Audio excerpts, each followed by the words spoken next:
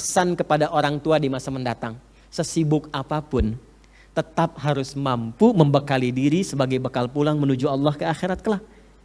Kalau belum mampu sempurna dengan baik, maka siapkan anaknya sebagai jariah.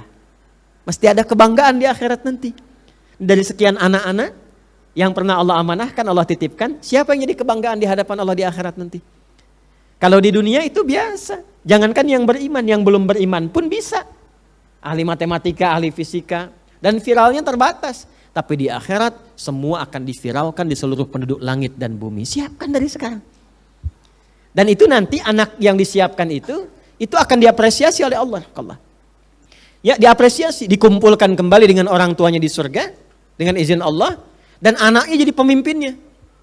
Pengumpulannya ada di Quran surah 52 At-Tur ayat 21. Walladzina amanu wattaba'athum dzurriyyatuhum biimanin alhaqna bihim dzurriyyatahum wama alatnahum min 'amalihim min syai' kullu imri'in bima kasaba rahin. Kalau ada orang tua yang beriman, beramal saleh, lalu mendidik anaknya bersiap menjadi beriman dan beramal saleh, itu oleh Allah dijamin. Kata Allah, aku akan kumpulkan dengan ikhtiar itu orang tua dan anak itu di satu tempat di surga.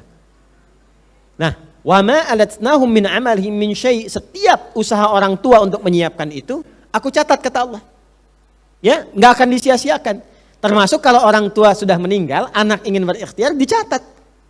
Ya, mungkin orang tua berkata, Ustadz, saya belum dititipi seorang anak, tapi Anda kan anak bagi orang tuanya.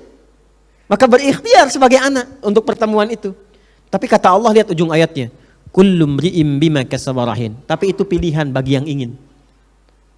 Pilihan bagi yang ingin. Nanti kalau Anda siapkan dengan baik, apa yang terjadi? Oleh Allah diviralkan sebelum masuk surganya. Apalagi jadi ahli Quran.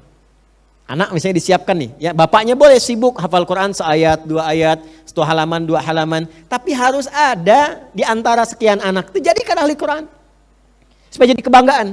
Nanti di akhiratnya pindah surah ke surah 13 Ar-Ra'd ayat 23 sampai 24. Dia akan masuk surganya lewat surga Aden. Lewat surga Aden. Nanti akan dikonvoikan tuh, diparadekan.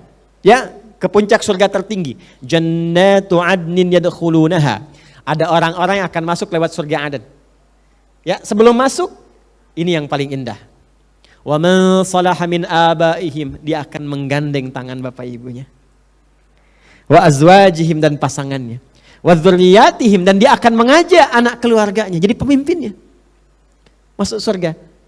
Dan tidak cukup dengan itu, wal malaikatu yadkhuluna alaihim min kulli bab, akan disambut oleh setiap malaikat di setiap pintu surga. Salamun alaikum bima sabartum fa ni'ma uqbad dar. Kata para malaikat, selamat ya Pak, Bu, karena sabar saat di dunia. Disabar ya, sabar. Ngaji Quran yang sabar. Ya, ikhtiar yang sabar. Sebentar kalau sudah meninggalkan selesai gitu. Capek itu ya, semua orang capek. Orang yang berbuat jahat saja capek. Orang yang beramal salah capek. Kenapa yang beramal soleh mengeluh? Orang baca Quran saja capek. Kenapa baca Quran mengeluh? Ya sabar aja dulu, sabar sebentar, sabar sebentar aja. Capek itu biasa. La tarkabunna tabaqan an tabaq. Memang etapa kehidupan itu dibuat untuk capek supaya ada amal solehnya.